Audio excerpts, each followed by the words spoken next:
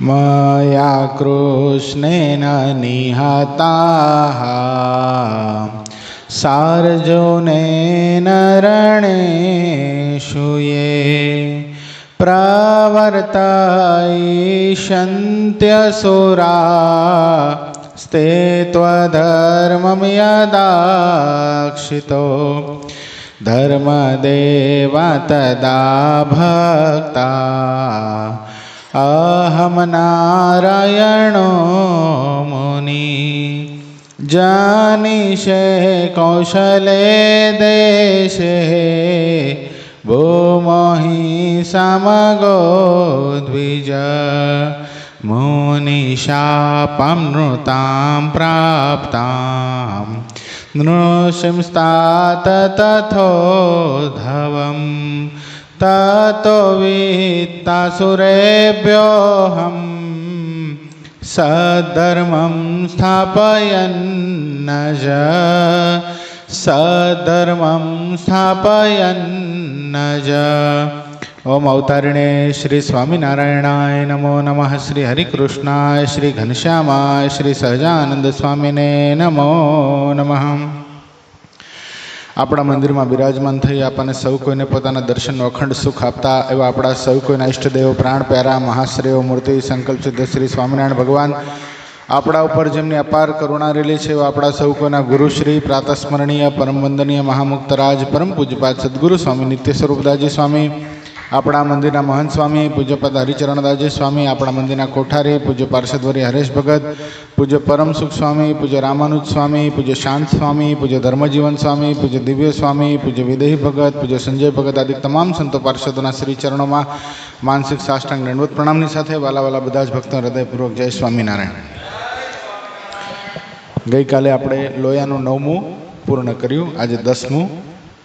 સંવત 1877ના માક્ષર સુધી અષ્ટમીને દિવસ શ્રીજી મહારાજ ગામશ્રી લોયા મધ્યે સુરાખાચરના દરબારમાં ઢોલિયા ઉપર પ્રાતકાળને સમય બિરાજમાન હતા અને ધોળી છીટની ડગલી પહેરી હતી ને ધોળો સુરવાળ પહેર્યો હતો અને ધોળો ફેટો મસ્તક ઉપર બાંધ્યો હતો અને પોતાના મુખારબિંદની આગળ મુનિ તથા દેશ દેશના હરિભક્તની સભા ભરાઈને બેઠી હતી.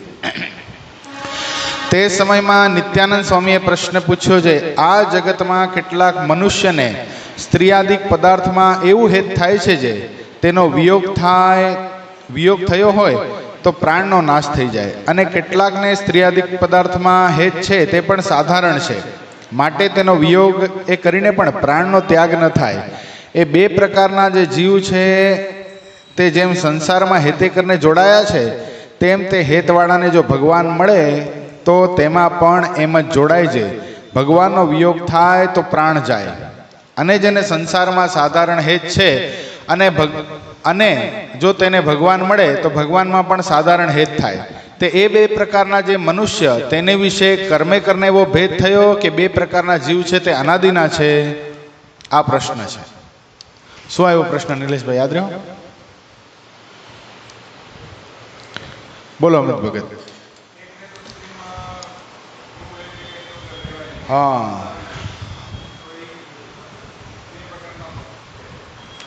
બહુ સરસ મહારાજે બતાવ્યું છે. એટલે હેત અહીંયા એ વસ્તુ દેખાડે છે કે હેત છે ને એ નવું નથી થતું ક્યાંય, એને ખાલી ટન જ મરાવવાનો છે. બે પ્રકારના જીવ છે. એક જગતની અંદર એવો જીવ છે, કદાચ કોઈ સ્ત્રીની સાથે એને પ્રેમ થઈ ગયો. આ દુનિયામાં આપણે જોઈએ છે ને કે હાલો કોઈની સાથે કોઈને પ્રેમ થઈ ગયો અને કદાચ પછી એના ઘરવાળાઓ માન્ય ન કર્યા એ સંબંધને, અને એ છોકરીના લગ્ન કોઈ છોકરા સાથે થઈ ગયા, તો આ એટલો બધો વિકળ થઈ જાય કે એના વિયોગમાં પોતે આત્મહત્યા સુધી કરી નાખે. એક આવો છે, અને એક એવો છે કે એને જગતમાં પણ પોતાની સ્ત્રી સાથે સાધારણ હેત છે. તો આ બે પ્રકારના જે જીવ છે, પેલો જે છે કે પ્રાણનો વિયોગ થઈ જાય છે, પ્રાણ ત્યાગ થઈ જાય છે સ્ત્રી માટે, એને જો સત્સંગ પ્રાપ્ત થાય, એને જો ભગવાનમાં હેત થાય તો ભગવાન સાથે પણ એટલો બધો પ્રેમ થાય કે ભગવાન માટે પણ એ પ્રાણનો ત્યાગ, ભગવાનનો વિયોગ થાય તો પ્રાણનો ત્યાગ કરી નાખે. અને બીજો જે છે જેને જગતમાં સાધારણ હેત છે, પોતાની સ્ત્રીમાં સાધારણ હેત છે, એને જો સત્સંગ પ્રાપ્ત થાય અને પરમાત્મામાં પાસે આવે તો ભગવાનમાં પણ સાધારણ હેત થાય, એટલું બધું નહીં એમ. એટલે આ બે પ્રકારના જીવ છે એ અનાદિના છે, આવો પ્રશ્ન છે. કોનો પ્રશ્ન છે? પ્રશ્ન કોનો છે? મહારાજનો નથી, નિત્યાનંદ સ્વામીનો પ્રશ્ન છે. પછી એનો શ્રીજી મહારાજ બોલ્યા છે એ ભેદ જીવમાં સ્વાભાવિક નથી, સ્વાભાવિકપણે નથી, એ તો કર્મે કરીને થાય છે. તે કેવી રીતે થાય છે? તો જ્યારે જીવ કર્મ કરે છે ત્યારે જીવની વૃત્તિના વેગ 3 પ્રકારના થાય છે. એક તો મંદ વેગ, બીજો મધ્યમ વેગ અને ત્રીજો તીવ્ર વેગ. તેમાં જેવે વેગે કરીને વૃત્તિ પદાર્થમાં ચોંટે છે ત્યારે તેને તેવી જાતનું કર્મ લાગે છે. તે કર્મે કરીને સ્નેહમાં 3 પ્રકાર થયા, ઉત્તમ, મધ્યમ અને કનિષ્ઠ. આ 3 પ્રકાર થયા. દાખલા તરીકે પૂજ્યપાદ ગુરુશ્રી ઘણીવાર દ્રષ્ટાંત આપતા હોય છે કે રામાનુજાચાર્યજી જ્યારે શ્રીરંગ ક્ષેત્રમાં હતા ત્યારે રામાનુજાચાર્યજીને પ્રપન્નામૃત ગ્રંથનું પાન કરવાના એમના ગુરુદેવે આજ્ઞા કરી હતી. હવે પ્રપન્નામૃત ગ્રંથનું પાન કરતા હતા એમાં એક ચરિત્ર આવેલું.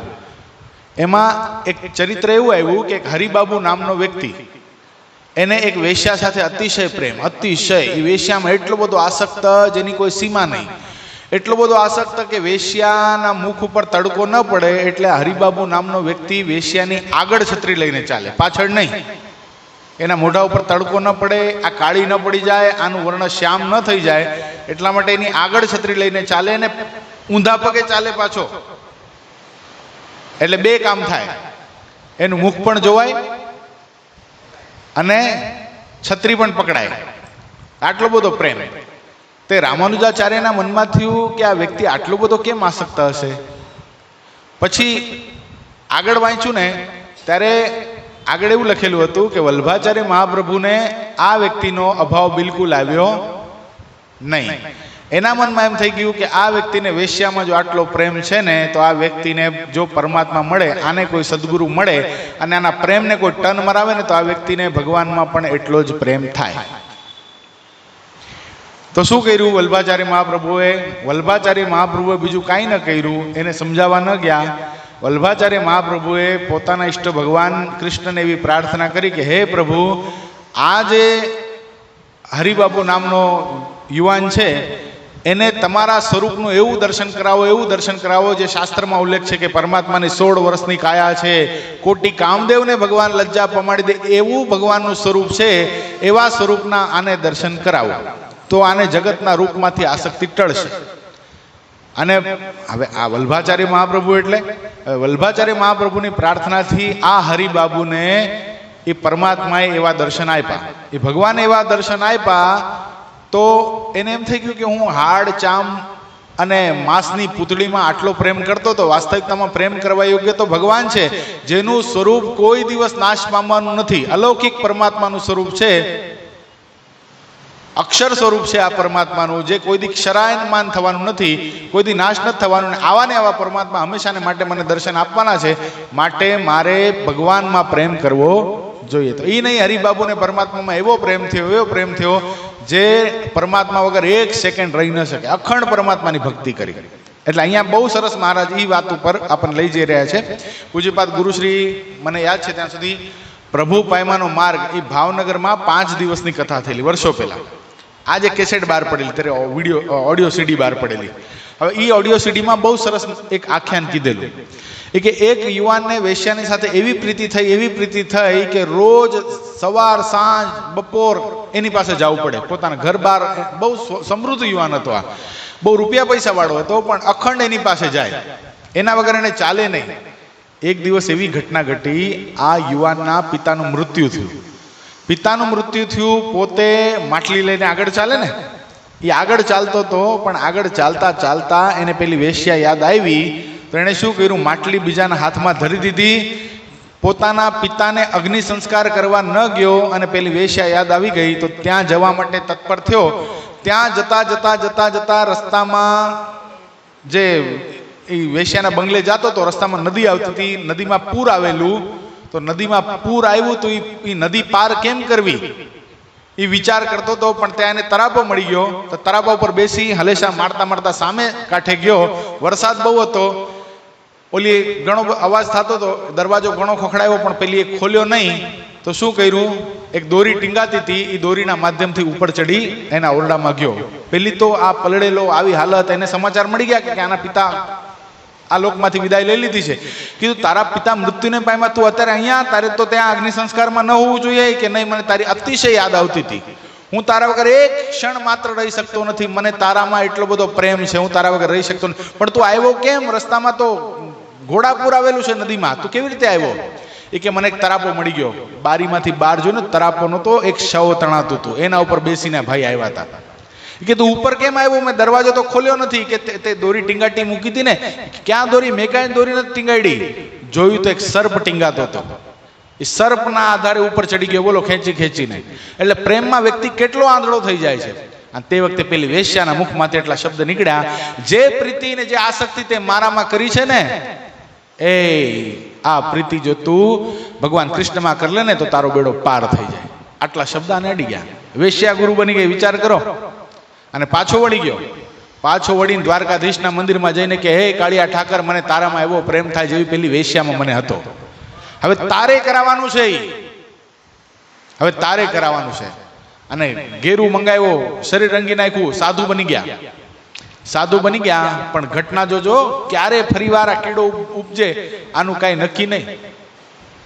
સાધુ બની ગયા, પેલી વેશ્યા જેવી એક ગામના ઓરડામાં પોતે કીર્તન, કંઠ બહુ સારો હતો, કીર્તન ગાતા હતા. પણ એક ગામના પાદરમાં એક પેલી વેશ્યા જેવી જ એક સ્ત્રી ત્યાંથી નીકળી. રૂપ તો રૂપ છે, આસક્ત થઈ ગયા પાછા. એની પાછળ પાછળ ચાલવા લાગ્યા, પાછળ પાછળ ચાલવા લાગ્યા, પાછળ પાછળ ચાલવા લાગ્યા. પેલી જે સ્ત્રી હતી તો પોતાના ઘરમાં ગઈ. પાછળથી આ મહાત્માજીને આવતા જોઈને, મહાત્માજી પછી તો બહુ પ્રસિદ્ધ થઈ ગયેલા, એટલે મહાત્માજીને જોઈને કીધું કે મહાત્માજી, તમે મારા ઘરે, મારું આંગણું પાવન થઈ ગયું, આવો તમને ભિક્ષા આપું. ત્યારે આને અનુસંધાન આવ્યું કે હું તો સાધુ થઈ ગયો છું, વેશ બદલી નાખ્યો છે, પણ અંતરની વાસના ત્યાગ થતી નથી. આ વાસના કરાવનારી કોણ છે? મારી આ બે આંખો છે ને, આણે રૂપ જોયું ભગવાન સિવાય બીજું, ત્યારે આમાં પ્રેમ થયો ને. ધગ ધગતા સળિયા લઈ આંખમાં ભોકી દીધા અને બની ગયા સંત સુરદાસ.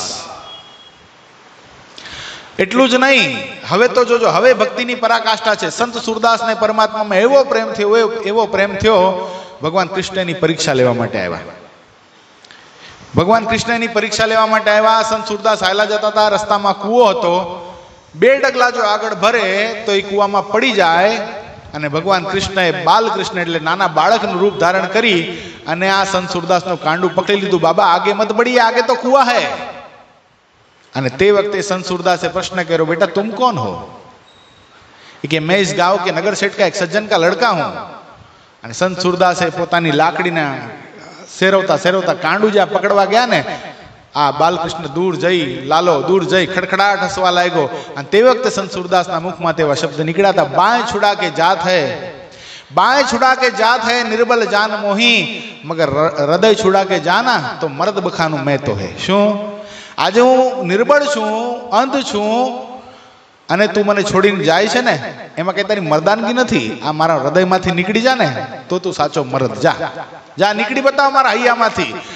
હું જે તારા સ્વરૂપનું ધારું છું હૈયામાં, ઈ તું બંધ કરી બતાવો. તારામાં ત્રેવડ નથી અને ભગવાનમાં ત્રેવડ નથી. હો, એક વખત જીવાત્મા સાચો થઈ પૂરા ફોર્સથી જો પરમાત્માને ધારવા લાગે તો ભગવાનની પણ તાકાત નથી એના હૈયામાંથી નીકળી શકે. આ તો ભક્તની તાકાત છે, ભગવાનને વશ કરી શકે. અહીંયા મહારાજ બહુ સરસ વાત બતાવે છે.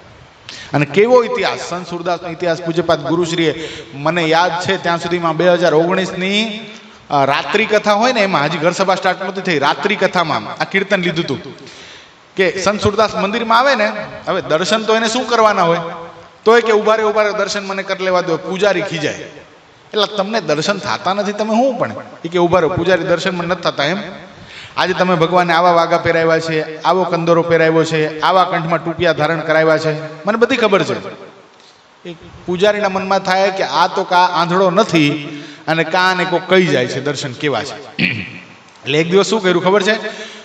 પૂજારીએ શું કર્યું? સંત સુરદાસને સૌથી પહેલા લાવી દીધા મંદિરમાં અને બેસાડી દીધા, દરવાજા કરી દીધા બંધ. અને આજે કોઈ વસ્ત્ર જ ન ધરાવ્યું, હાવ ભગવાનને દિગંબર રાખ્યા.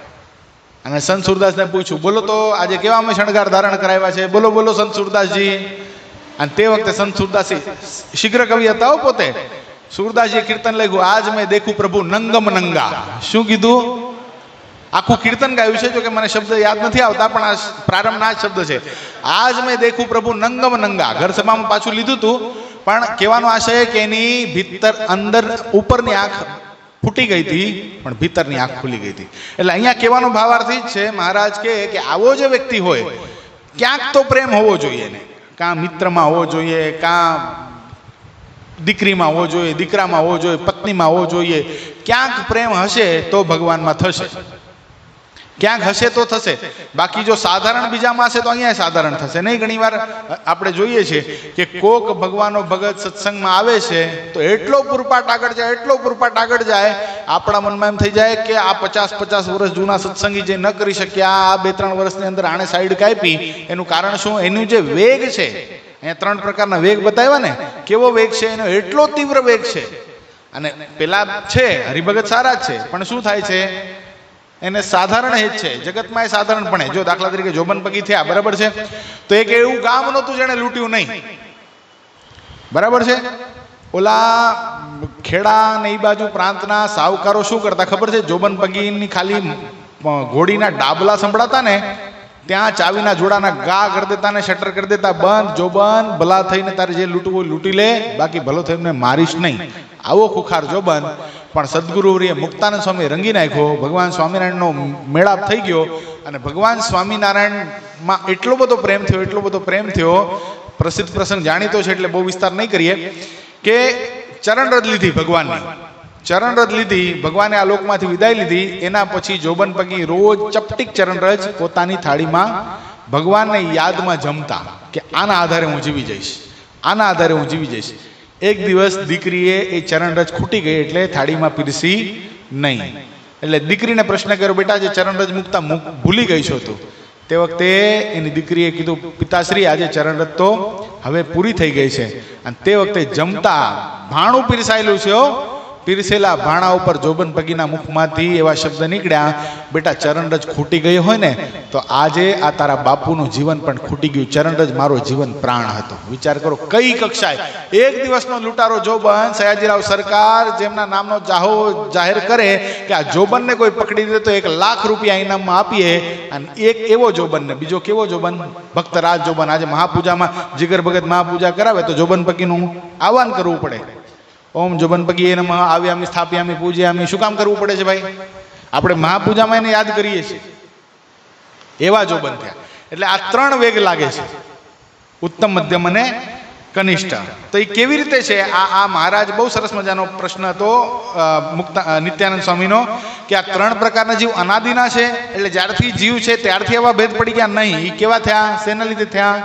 કર્મે કરીને થયા. એના જે કર્મ થયા, ક્યારેક એવા તીક્ષ્ણ કર્મ થઈ જાય કે ઇન્દ્રિયો, અંતકરણ અને જીવ સોતા જો કર્મ થાય તો શું થઈ જાય છે? આત્માને વિશેનો પાશ લાગી જાય છે. બહુ સરસ મજાનો દીનાનાથ ભટ્ટનો મહારાજને પ્રશ્ન છે વચનામૃતમાં, કે કોક સમય તો ઘણા બધા ઘાટ થાય છે એનો દંશ અંતરમાં બેસતો નથી, અને કોક સમયે એવા ઘાટ થાય છે એનો દંશ અંતરમાં બેસી જાય છે. એનું શું કારણ છે? મહારાજ કે એનું કારણ ગુણ છે. તે સત્વગુણ પ્રધાનપણે જ્યારે હોય ત્યારે શું થાય છે? એ ઘાટનો દંશ બેસે છે. અને રજોગુણ તમોગુણ હોય છે ત્યારે શું થાય છે?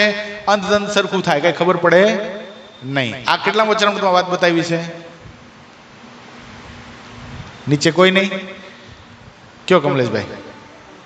પ્રથમનું 30મું વચનામૃત. એટલે અહીંયા પછી વળી નિત્યાનંદ સ્વામીએ પૂછ્યું છે, વૃત્તિના વેગમાં એ 3 પ્રકાર થયા. હવે 3 પ્રકાર તો યાદ રહ્યા. ક્યાં ક્યાં? ઉત્તમ, મધ્યમ અને કનિષ્ઠ. હવે 3 વેગ, 3 પ્રકાર થયા. તે ગુણે કરને થયા કે કોઈ બીજો હેતુ છે? આપણે ગુણની વાત કરીને જો સ્વામી પ્રશ્ન કરે ત્યારે શ્રીજી મહારાજ બોલે 3 પ્રકારના ભેદ તો ગુણે કરીને નથી. સમજો, આપણને એવું લાગ્યું ને કે ગુણે કરને હશે, પણ નથી ગુણે કરને. એ તો જે પદાર્થ કેવળ ઇન્દ્રિયો, જે પદાર્થમાં કેવળ ઇન્દ્રિયો જ પ્રવર્તે ત્યારે મંદ વેગ થાય છે. ખાલી ઇન્દ્રિયો જાય. દાખલા તરીકે બહુ ભૂખ લાગી હોય અને અતિશય ભૂખ લાગી હોય, ક્યારેક બહુ જાણે એમ રહેવાતું ન હોય એવું હોય. દાખલા તરીકે હમણાં પારણું હતું, બરાબર, એકાદશીનો ઉપવાસ બધાય કર્યો આપણે, પારણું હતું. હવે કેવી ભૂખ લાગી હતી મને પૂછો થોડી, કારણ કે હવે 40 કલાકનો ઉપવાસ થાય પછી કેવી ભૂખ લાગે. એટલે એવી અતિશય ભૂખ લાગી હોય, પછી જે હોય હાલે કે નહીં? તો ત્યારે પછી સ્વાદ યાદ નથી રહેતો. યાદ રહ્યું પારણામાં શું ખાધું, એનો ટેસ્ટ કેવો હતો? ન રહે. એટલે શું થઈ ગયું? ખાલી ઇન્દ્રિયો જ ગઈ હતી. ભૂખ મટાડવાનો જ મેઇન હેતુ હતો, એટલે એને યાદ રહેતું નથી. ત્યારે મંદ વેગ થાય છે, અને જ્યારે મને સહિત ઇન્દ્રિયોમાં પદાર્થ જાય ત્યારે મધ્યમ વેગ થાય છે. નહીં, ઘણી વાર ફલાની જગ્યાની ફલાફલ બાસુંદી બહુ વખણાય છે. એ ફલાફલ બાસુંદી ખાવા માટે છે અહીંયાથી કફ પરેડ જાય, એ ઠક્કર બાપા ભોજનાલયમાં જઈ અને ફલાફલ બાસુંદીનો ઓર્ડર આપે, અને એ ફલાફલ બાસુંદી એકદમ આમ વિચારી વિચારીને ખાય. પછી શું થાય?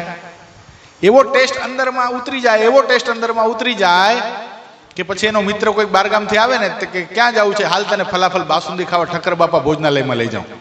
તે શું કામ જવું છે ત્યાં? એવા વેગથી ખાધું છે કે સ્વાદ ઇન્દ્રિયમાં ચોંટી ગયો છે, ઇન્દ્રિયો સહિત ક્યાં ગયો? અંદર સુધી ગયો છે. એ મધ્યમ વેગ છે. અને જ્યારે ઇન્દ્રિયો, મન અને જીવ એ ત્રણ ભેગા થઈને પદાર્થમાં પ્રવર્તે, એટલા ફોર્સથી પ્રવર્તી જાય તો એ શું થઈ જાય? તીવ્ર વેગ થઈ જાય. અને તે તીવ્ર વેગ એક ચક્ષુ ઇન્દ્રિયને વિશે લાગ્યો હોય તો બીજી ઇન્દ્રિયો તેને અનુવર્તીને થઈને સર્વે ઇન્દ્રિયોમાં લાગે છે. હવે સમજો, બહુ સમજા જેવી વાત છે. સદગુરુવર્ય મુક્તાનંદ સ્વામી, બરાબર છે, મુકુંદાસ હતા. એ ધાંગધ્રા ગયા, વાંકાનેર ગયા, બહુ પ્રસિદ્ધ પ્રસંગ એટલે વિસ્તાર નહીં કરીએ, પણ વાંકાનેર ગયા અને વાંકાનેરમાં દ્વારકાદાસને જઈને કીધું કે દ્વારકાદાસજી, મને અખંડ બ્રહ્મચર્ય પાળવું છે અને પ્રગટ પરમાત્મા મેળવવા છે, અને તમે આટલા વર્ષોથી બ્રહ્મચર્ય પાળો છો અને ભગવાનની સાધના કરો છો, તો મને તમારો શિષ્ય સ્વીકારો, મને પ્રગટ પરમાત્માના દર્શન થાય એવું મારા પર કૃપા દ્રષ્ટિ કરો. અને તે વખતે દ્વારકાદાસજીએ કીધું, બેટા મુકુંદ, હજી તારા મોઢામાં દૂધ ગંધાય, તું નાનો બાળક છો, આ બ્રહ્મચર્ય પાળવું અને પ્રગટ પરમાત્મા મેળવવા એ બહુ કઠણ છે, શક્ય નથી લાગતું મને થઈ શકે. કે કેમ? તમે કેમ એવું કહો છો? કે તને હું શું કહું, આજથી 40 વર્ષ પહેલા ઉજ્જૈનમાં હું હતો અને કાશી મારે જાવું હતું, અને એક પનિયારીને મેં પ્રશ્ન કર્યો હતો કે કાશી જવાનો રસ્તો કઈ બાજુ છે દેવી? અને તે વખતે એ પનિયારી હાથનું લટકું કરાવીને કાશીનો રસ્તો જે બતાવ્યો હતો ને, એ પનિયારીનું મોઢું, એનું લટકું હજી આજે મને યાદ છે. શું કહે છે? 40 વર્ષ વ્યતીત થઈ ગયા, હજી યાદ છે. શું કામ? ચક્ષુ ઇન્દ્રિય કરીને જોયું હતું, પણ એનું રૂપ એ જોવામાં શું થઈ ગયું? બધી ઇન્દ્રિયો તદાકાર થઈ ગઈ કે આ સ્ત્રી કેવી છે, આનું સ્વરૂપ કેવું છે, આનું શરીર કેવું છે, શરીરના અવયવો કેવા છે, બધું અંદરમાં પ્રવેશ કરી ગઈ, આખી આખી સ્ત્રી પ્રવેશ કરી ગઈ. 40 વર્ષ સુધી આનું ચિંતન કર્યું હશે ને પેલા મહાત્માએ. એટલે આ કેવી રીતે ગયો તો વેગ? આ તીવ્ર વેગે કરીને ગયા હતા. તે બીજી ઇન્દ્રિયો તેને અનુવર્તીને સર્વ ઇન્દ્રિયો લાગે છે. એવી રીતે જે ઇન્દ્રિયમાં મુખ્યપણે કરીને તીવ્ર વેગ લાગ્યો હોય ત્યારે બીજી ઇન્દ્રિયો તેને અનુવર્તીને રહે છે. હમણાં આપણે ખાવાની વાત કરી હતી. હવે આવી રીતે બહુ આપણે દાખલા તરીકે કોઈને બહુ વખાણ કરી કરીને ક્યાંક લઈ ગયા હોય જમવા, અને આપણે એને બહુ વખાણ કરીને કીધું હોય કે આ બહુ મસ્ત છે, બહુ મસ્ત છે, તો ખાય છે, ટેસ્ટ તો લે છે જીભ, પણ શું થાય છે? બધી ઇન્દ્રિયો એને જોવે છે. દાખલા તરીકે ગુલાબજાંબુ ઉપાડ્યો તો ગુલાબજાંબુ બ્રાઉન કલરમાં છે, એની ચાસણી આવી છે, એના પર એની ચાસણીમાં કેસર છે, એટલે આ બધું કોણ જોવે છે? એ ઠંડો છે. બધી ઇન્દ્રિયો એને અનુવર્તે છે. જીભને સ્વાદ આવે છે, પણ એનું દાખલા તરીકે જો ખાવાનું પણ ક્યારે ગમશે આપણને? ભલે ટેસ્ટ ગમે એવું હશે, પણ ઉપરથી એને વ્યવસ્થિત શણગાર્યું હશે ને તો ગમશે. જીગર ભગતની આદત મને બહુ ગમે. ઠાકોરજીને થાળ ધરાવે તો એમને એમ નહીં, લગર વગર નહીં, એ મસ્ત આમ પહેલાં તો એ ભાત લેશે ઓલામાં કટોરામાં, પછી એને ઊંધો વાળશે, પછી એને મસ્ત આમ ઉપર એને ગાર્નિશ કરશે કોથમરીથી, ઉપર ટમેટા બમેટા હોય કે કેપ્સિકમ હોય કે ગાજર હોય, મસ્ત એને ગાર્નિશ કરશે. પૂરી તો પૂરી વ્યવસ્થિત હોય, દાળ તો દાળ વાટકામાં હોય. એટલે આ કોઈને ખાવું ગમે, એમ કહેવાનો મતલબ એ છે. હજી પહેલાં ટેસ્ટ નથી કર્યો, સ્વાદ લીધો નથી પદાર્થનો, પણ જોઈને ખાવાનું મન થાય છે. એનો મતલબ શું છે? કે વસ્તુ વ્યવસ્થિત છે. એટલે કહેવાનો ભાવાર્થ કે જેટલું જીભને મોજ આવે છે ને, એટલું પદાર્થને જોવામાં પણ આનંદ આવે છે. એટલે એક વૃત્તિ, એક ઇન્દ્રિયો જે પદાર્થમાં આસક્ત થઈ છે એને અનુવર્તીને બીજી બધી ઇન્દ્રિયો જાય છે, એમ કહેવાનું મહારાજનો અહીંયા ભાવાર્થ છે. અને તીવ્ર વેગ જો રજોગુણ, સત્વગુણ અને તમોગુણ એ ત્રણેયને લાગે તો એક એક ઇન્દ્રિયમાં તે સર્વેને તીવ્ર વેગ હોય અને તદનુસાર પદાર્થમાં હેત થાય છે. અહીંયા મહારાજ એમ કહે છે કે રજોગુણી મનુષ્ય હોય, સત્વગુણી હોય કે તમોગુણી હોય, આ ત્રણેયને, દાખલા તરીકે ગુલાબજાંબુ અમિત ભગત ખાય તો બી એને સ્વાદ તો આવવાનો છે અમિત ભગત, અને એ જ ગુલાબજાંબુ કોઈ જગતનો જીવ ખાય તો એને સ્વાદ તો આવવાનો જ છે. કહેવાનો ભાવાર્થ અહીંયા અહીં છે, સમજવાની વાત એ છે કે વ્યક્તિ ફરી જાય છે પણ પદાર્થમાં સ્વાદ તો ઈ જ છે. પણ હવે જગતના જીવમાં અને ભગવાનના ભક્તમાં કેટલો ફરક છે. અમિત ભગતને કદાચ ગુલાબજાંબુ મળશે કે નહીં મળે એને બહુ હરખશોષ નહીં થાય. સ્વાભાવિકપણે ઘરમાં બનાવ્યું છે, ઠાકોરજીને ધરાવ્યું છે અને જમી લીધું અને સ્વાદ આવ્યો અને કહી દીધું હાલો આજે બહુ સરસ મજાના ગુલાબજાંબુ બન્યા હતા, એ વાત આખી અલગ છે. પણ આજે મને ગુલાબજાંબુ જોશે જ એની માટે ટંટો કરે એ ભગવાનનો ભગત નહીં. ખ્યાલ આવ્યો? આ જગતના જીવમાં અને ભગવાનના ભગતમાં આટલો ફરક પડે છે. પેલા ઓલું નહીં હાંગા પટેલના કૂવો ન મળ્યો તને, ઓલા પટેલે દરજી સરસ મજાના રીંગણા લઈ આવ્યો અને પોતાની પત્નીને કીધું આજે ભરેલા રીંગણાનું શાક બનાવજો. હવે ભરેલા રીંગણાનું શાકનું ચિંતવન કરતા કરતા કેટલા બધા કપડાં સીવી નાખ્યા અને બપોરે 1:30 વાગે ઘરે ગયો અને એના મનમાં એમ થઈ ગયું કે સરસ મજાનો બાજરાનો રોટલો અને ભરેલા રીંગણા આવશે, પણ શું આવ્યું? અડદની દાળ આવી. હવે ઓલાને એટલો બધો વેગ લાગી ગયેલો ભરેલા રીંગણા ખાવાનો. તેઓ પત્નીને પૂછ્યું કે કેમ રીંગણા ન બનાવ્યા? કે મારા મનમાં એમ થયું દાળ ઓરાઈ ગઈ છે, અત્યારે બનાવી નાખું, રીંગણાનું શાક કાલે કે રાતે બનાવી દઈશ. એલા નભાઈ તને હાંગા પટેલનો કૂવો ન મળ્યો, ગોતી લીધો. બોલો, આ તો પાછો જમીને જતો રહ્યો પણ પાછો આવ્યો ત્યાં પેલી તો કૂવામાં પડીને મરી ગઈ હતી. એટલું બધું વસમું લાગી ગયું. પછી ગુણાયતાન સ્વામી અને અક્ષરાન સ્વામી વાતોમાં લખ્યું કે 12 વર્ષે વઘાર બેઠો. કેટલા વર્ષે? 12 વર્ષે રીંગણા ખાવા મળ્યા પાછા ધનજી બાપા. એટલે શું થયું? 12 વર્ષે લગ્ન થયા પાછા એમ. એટલે કહેવાનો મતલબ કે જગતનો જીવ હોય એ ક્યાંક પદાર્થમાં આસક્તિ થઈ જાય ને તો એના માટે ટંટો કરે, પણ ભગવાન ભક્ત એ કરતો નથી. એટલો ફરક રહે છે. એટલો ફરક તો રહેવાનો હંમેશાને માટે. ત્યારે વળી નિત્યાનંદ સ્વામીએ પૂછ્યું છે એ ભગવાનમાં કેમ તીવ્ર વેગે કરીને હેત થતું નથી? જો સ્વામી મુકતા નથી હો, સ્વામીને મેન હેત કરાવવું છે. જીવાત્માને ભગવાનમાં તીવ્ર વેગે કરીને હેત થાય એટલો જ સ્વામીનો લક્ષ્ય છે. આ બધા પ્રશ્ન કરવાની પાછળ, આ બધા આખ્યાન સંભળાવવાની પાછળ કારણ શું છે સ્વામીનું? કે ભગવાનમાં તીવ્ર વેગે કરીને હેત કેમ નથી થતું? તમે કહી દીધું હાલો ગુણ છે, તમે કહી દીધું કે જેને પ્રેમ હશે જગતમાં બહુ તીવ્ર વેગે કરીને એને જ ભગવાનમાં પ્રેમ થશે, તો હવે મને એ બતાવો કેમ નથી થતું ભાઈ, એ કરાવવું છે. ત્યારે શ્રીજી મહારાજ બોલ્યા છે એનું કારણ તો દેશ, કાળ, ક્રિયા, ધ્યાન, શાસ્ત્ર, દીક્ષા, મંત્ર અને સંગ એટલાના યોગે કરને 8 આવે ને, એટલાના યોગે કરને શુભ અથવા અશુભ આચરણ થાય છે. તે જો રૂડા દેશ, કાળ, સંગાદિક પ્રાપ્ત થયા હોય તો ભગવાન વિશે પણ તીવ્ર વેગે કરને સ્નેહ થાય છે. અને જો ભૂંડા દેશાદિકનો યોગ થાય તો ભગવાન વિના અન્ય પદાર્થમાં પ્રીતિ થાય છે. આને આ વાત મહારાજે વચનામૃતમાં બતાવી. મહારાજ કે તમ જેવા સાધુ પુરુષનો સંગ હોય તો દેશકાળ કાંઈ લાગતા નથી, ક્રિયા રૂઢિત થાય છે. કોને કીધું તો આવું મહારાજે? તમ જેવા સાધુ પુરુષનો યોગ થાય. સદગુરુવર્ય ગોપાળાનંદ સ્વામીને. કેટલામું વચનામૃત છે આ? બોલો અનિલભાઈ. 29મું પ્રથમ. દેશકાળ ક્રિયાને સંગ. અહીંયા ઈ જ આવી ને વાત. શુભ અશુભ થાય તો સ્વામી આ મેન સંગ છે, મૂળ સંગ છે. તમ જેવા સાધુ પુરુષનો સંગ થાય તો ક્રિયા રૂઢિત થાય. હવે ગુરુશ્રી સાથે રહેતા હોઈએ અખંડ, ગુરુશ્રી આપણને મુક્ત ભાવનું ભજન કરાવતા હોય, નિત્ય પોતાના ઠાકોરજીનો અભિષેક કરતા હોય, એ સેકન્ડે અનુસંધાન રખાવતા, હાલો લિફ્ટમાં ગયા, જગતની વાતો મૂકો, હાલો બધા પાછી વૃત્તિ વાળીને ભગવાનને ભેટી લો. આવા સત્પુરુષનો સંગ થાય તો આપણી ક્રિયા બગડવાની છે ભાઈ, એ ક્રિયા રૂઢિત થાય. અને એ જ આપણે આપણા ભાઈબંધો સાથે ક્યાંક જતા હોઈએ અને રસ્તામાં જગતની વાતે ચડી ગયા તો જીવનો તો ઢાળો જ છે, એને શું ગમે છે? એ જગતની વાતો જ ગમે છે ભાઈ. એટલે બહુ મુખ્ય હેતુ સંગ છે. ત્યારે ચૈતન્યાનંદ સ્વામીએ પ્રશ્ન પૂછ્યો છે કાળ વિષમ હોય ત્યારે કેમ કરવું? હવે ટ્રેક અલગ થયો. અત્યાર સુધી ટ્રેક ઉપર હાલતા હતા, પ્રશ્ન બદલાણો. કાળ વિષમ હોય ત્યારે કેમ કરવું? પછી શ્રીજી મહારાજ બોલ્યા છે જ્યારે જે સ્થળમાં કાળનું વિષમપણું હોય ત્યારે તે ઠેકાણેથી અન્ય ઠેકાણેમાં ભાગી જવું, પણ વિષમ કાળમાં રહેવું નહીં. ત્યારે શૂરવીરતાના ફાડિયા ન થવું કે નહીં મને શું થાય અને મને ભગવાન બચાવશે, નહીં. મહારાજ કે ત્યારે ભાગી જ જાવ. હવે દાખલા તરીકે આપણી નોકરી કદાચ ઈરાનમાં લાગી હોય અને અત્યારે અમેરિકા બગડચટ્ટી બોલાવતું હોય, આ બધું ઇઝરાયલ બગડચટ્ટી બોલાવતું હોય, ત્યારે એમ ન કહેવાય મારા હરિકૃષ્ણ મહારાજ છે, સર્વોપરી ભગવાન છે, મને બચાવશે, નહીં. ત્યારે આવતું રહેવું અહીંયા, એમ મહારાજ કહે છે. તે કાળમાં સતયુગ, ત્રેતા અને દ્વાપર કળી રૂપે કરીને બહાર વર્તે છે અને પોતાના અંતરમાં પણ વર્તે છે. અને જ્યારે હૈયામાં કળી વર્તતો હોય ત્યારે ભગવાનની મૂર્તિ હૈયામાં ધારવી નહીં, બાર નેત્રની આગળ ધારવી. આ તો બાળકાર વિષમ, બહાર કાળ વિષમની વાત કરી ત્યારે ભાગી જાવ, પણ અંદરમાં કાળ વિષમ વર્તતો હોય ત્યારે શું કરવું?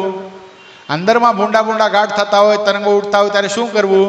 મહારાજ કે ત્યારે અંતરમાં મૂર્તિ ધારવી નહીં, બાર નેત્રની આગળ ધારવી. પણ આનો હજી એક ઉપાય મહારાજે બહુ સરસ બતાવ્યો છે કે આવી રીતે કાળ વર્તતો હોય, આવી રીતે અંતરમાં રજોગુણ તમોગુણના ઘાટ થતા હોય ત્યારે શું કરવાનું? ઉચ્ચ સ્વરે નિર્લસ થઈને સ્વામિનારાયણ સ્વામિનારાયણ મહામંત્રનો જપ કરવો. અને મુક્તાનંદ સ્વામી જેવા, હવે અહીંયા શબ્દ સમજવાનો છે, મુક્તાનંદ સ્વામીને નહીં, મુક્તાનંદ સ્વામી જેવા સાધુને યાદ કરવા અને કેવું કે હે ગુરુદેવ મને આમાંથી બહાર કાઢો, તો શું થઈ જાય? તત્કાળ ઈ જે ઘાટ છે અંતરમાં એ શમી જાય છે અને પરમાત્માની મૂર્તિ યાદ આવવા લાગે છે. પછી અહીંયામાં ધારી શકાય. એટલે અહીંયા જ્યાં એ કેટલામો ચરમૃત છે? કયો અનિલભાઈ? એકલો જ બેટિંગ કરે છે અનિલભાઈ.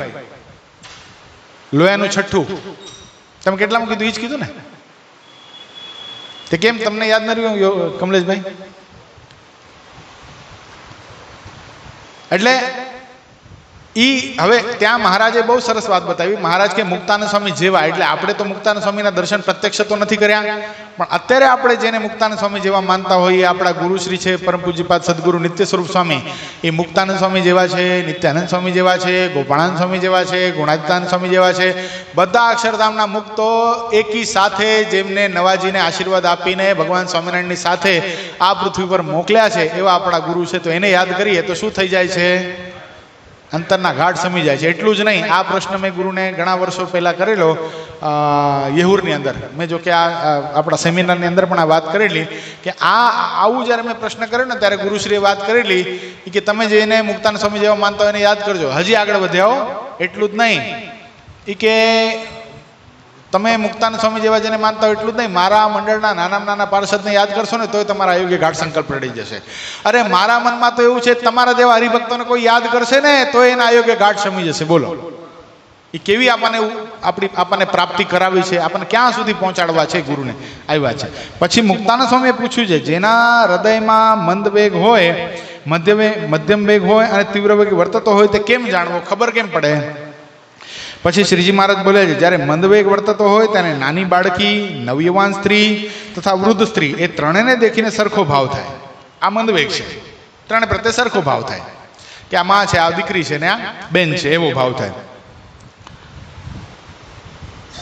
કેમ છે? ત્યાં એકલી ઇન્દ્રિયોની જ વૃત્તિ ગઈ છે, માટે તેમાં મંદવેગ છે. અને જ્યારે ઇન્દ્રિયોને વિશે મન ભળે છે ત્યારે ત્રણ પ્રકારની સ્ત્રીને દેખીને, જ્યારે બાળકી ને વૃદ્ધ સ્ત્રી તેને દેખીને ભૂંડો ગાંઠ થતો નથી, અને યુવાન સ્ત્રીને દેખીને ભૂંડો ગાંઠ થઈ જાય છે અને વિકારને પામી જાય છે, એને મધ્યમ વેગ કહીએ.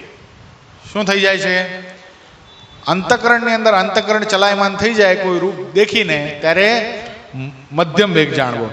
અને જ્યારે ઇન્દ્રિયને વિશે મન ને જીવ એ બે ભળીને એ ત્રણેય પ્રકારની સ્ત્રીને દેખીને જ્યારે એ ત્રણેય પ્રકારની સ્ત્રીને વિશે ભૂંડાગાંઠ થાય અને વિકારને પામે, અને પોતાની માબેન હોય તેને દેખીને પણ વિકારને પામે, તેને તીવ્ર વેગ જાણવો.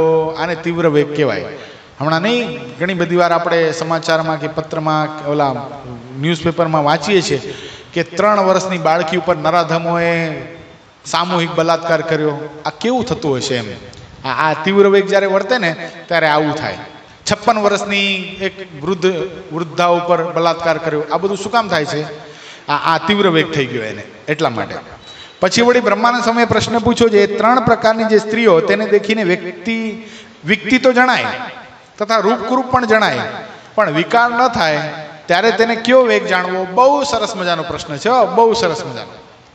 વિકતી સમજાય છે કે આ બાળકી છે, આ યુવાન છે અને આ વૃદ્ધ છે. આ ખબર પડે છે, અને ખબર તો પડે ને, આંધળા થોડા છીએ, કંઈ ગાંડા થોડા છીએ, એટલે ખબર તો પડે. પણ ત્યારે કયો વેગ જાણવો? આપણા માટે પ્રશ્ન કરવામાં આવ્યો છે. ઘણીવાર આપણે કન્ફ્યુઝ થઈ જઈએ કે આપણને ખબર તો પડે છે કે પેલા બેન યુવાન છે અને પેલા માજી છે એ વૃદ્ધ છે અને પેલી આ નાની બાળકી છે, ખબર તો પડે છે, તો આપણે હરિભગત થયા કે ન થયા? આ વિકતી તો થાય છે. પછી શ્રીજી મહારાજ બોલે છે, જે પદાર્થનું અત્યંત દુઃખદાયી જાણીને મનન થયું હોય, પછી તે મનને કરીને તે પદાર્થને વિશે અત્યંત દોષ જણાય છે. તે દોષ મનમાં વિચાર થઈને જીવમાં તે દોષનો પ્રવેશ કરે છે, અને જીવથી પર જે સાક્ષી તે પણ તે દોષનું પ્રમાણ કરે છે, તેણે કરીને એ દોષની અતિ દ્રઢતા થઈ છે. માટે પદાર્થને વિશે જ્યારે ઇન્દ્રિયોની વૃત્તિ જાય છે ત્યારે તે વૃત્તિ ભેળે મન તથા જીવ એ બે આવે છે. પણ જીવમાં જે અતિશય દોષની દ્રઢતા છે તે દોષની શેડ તેના મન ઇન્દ્રિયોને વિશે સોંસરી નીકળે છે. માટે તે પદાર્થ યથાર્થ દેખાય છે ને જાણ્યામાં આવે છે, પણ તેને વિશે અત્યંત અભાવ આવી જાય છે. જેમ દૂધ સાકરનું પાત્ર ભર્યું હોય ને તેમાં સર્પે લાડ નાખી હોય ને તેને નાખતા દીઠી હોય, પછી તે દૂધ જેવું પૂર્વે દેખાતું હતું તેવું ને તેવું જ દેખાય, પણ તેને અતિ અભાવ હૈયામાં વર્તે છે. કેમ છે? એણે એમ જાણ્યું છે જે એને પીવે તો એના તત્કાળ પ્રાણ નાશ થઈ જાય. તેમ જેને એમ સમજાવ્યું છે જે આ રૂપવાન સ્ત્રી છે તે કલ્યાણના માર્ગમાં વિરોધી છે અને આ લોકમાં અને પરલોકને વિશે પરમ દુઃખદાયીની છે ને તે સ્ત્રીની પ્રાપ્તિ તો મને સર્વે પશુ આદિ જન્મને વિશે અનંતવાર થઈ છે, અને હજી જો પરમેશ્વરને નહીં ભજું તો અનંત સ્ત્રીની પ્રાપ્તિ થશે. માટે એ વાત દુર્લભ નથી. અને ભગવાન ને ભગવાનના સંત તેનો જે સંગ તે મહાદુર્લભ છે. અને એ દુર્લભ વસ્તીની પ્રાપ્તિને વિશે એ સ્ત્રી છે તે પરમ વિઘ્ન રૂપ છે એવું જાણીને જે હૈયામાં દોષની દ્રઢતા થઈ છે તેણે કરીને ગમે તેવી રૂપવાન સ્ત્રી દેખાઈ જાય તોય પણ વિકાર થતો નથી. કેટલું જબરદસ્ત ઉત્તર કરેલો છે. શું કર્યું આમાં કે 3 પ્રકારની સ્ત્રી છે. ખબર તો પડે છે આ બાળકી છે, આ યુવાન છે અને આ વૃદ્ધ છે, પણ એમાં વિકાર કેમ નથી થતો? તો ઉદાહરણ કેવું જબરદસ્ત આપ્યું કે કોઈ વસ્તુમાં દોષ દ્રષ્ટિ થઈ ગઈ હોય કે આ વસ્તુ આપણે આમ કરશું તો આનું આમ થશે, તેમાં આસક્તિ થતી નથી. દૂધ તો ભાવે કે નહીં? બાસુંદીનું દૂધ બધાને ભાવે ને, કેસર નાખેલું હોય જબરદસ્ત હોય, પણ એમાં જો આપણે જોયું હોય કે બાજુમાંથી સર્પ નીકળ્યો અને સર્પે પોતાની જીભ બોળી અને પોતાની લાડ નાખી દીધી છે, પછી દેખાય તો એવું જ છે. કેસર પણ દેખાય છે તરતું એમાં, પણ પીવાનું મન થાય છે. કેમ નથી થતું? ભાઈ ખબર છે કે આ પીશું તો આપણા પ્રાણ નાશ થઈ જશે. એમ જે નક્કી થઈ ગયું છે કે અનંત જન્મોથી આ સ્ત્રી ભોગવીને શું થઈ ગયું? કોઈ દી તૃપ્તિ થઈ નથી. ભગવાન સ્વામિનારાયણે આ વાત વચનામૃતમાં બતાવી. મહારાજ કે પાતાળ સુધી પૃથ્વી ફાટી હોય, એને પાણી એ કરીને ભરવા માંડીએ તો ભરાય? એ કોઈ દી ન ભરાય. એમ વિષય રૂપી તૃષ્ણા એટલી બધી છે એ કોઈ દિવસ ભરાતી નથી. આ જીભે કરીને કેટલા ડબ્બા ઘી ખાઈ ગયા આપણે, તો કોઈ દી એમાં તૃપ્તિ થઈ? કોઈ દી નથી થઈ. એમ કોઈ દી વિષય ભોગવવાથી વિષયની તૃપ્તિ થવાની નથી. એનો તરછટ ત્યાગ કરવાથી જ એ વિષયની આસક્તિ ભગવાનના એકાંતિક સંતના સમાગમે કરીને ટળે છે. આવું મહારાજે વચનામૃતમાં બતાવ્યું. કેટલામું છે આ? અનિલભાઈ એકલા જ બેટિંગ કરે છે આજે. જબરદસ્ત દિવસ, સેન્ચુરી મારી દો આજે. કોણ છે આ બાજુ? દિનેશ છે. દિનેશ બોલો દિનેશ ભગત. મધ્યનું 47. સરસ. દિનેશ ભગતે ખાતું ખોલી નાખ્યું. એટલે અહીંયા મહારાજ બતાવે છે કે ખબર હોય આપણને કે આ વસ્તુ આમ છે ને આ કરવાથી આનું આ નુકસાન થશે તો આપણે કરતા નથી. એમ આ સ્ત્રીને વિશે, એટલે સ્ત્રી ખાલી એક નહીં પણ 5 વિષય લઈ લેવાના: શબ્દ, સ્પર્શ, રૂપ, રસ અને ગંધ. જેમાં જેને આસક્તિ આ વિષય મને દુઃખદાયી છે ને આ વિષય કરીને કદાચ મારું કલ્યાણ બગડી શકે છે એવી આપણને ખબર પડી જાય તો શું થાય? પછી એને વિશે કોઈ દી આસક્તિ થતી નથી. એવું જાણીને હૈયામાં દોષની દ્રઢતા રહે છે. તેણે કરીને ગમે એવી રૂપવાન સ્ત્રી દેખાઈ જાય તો પણ વિકાર થતો નથી.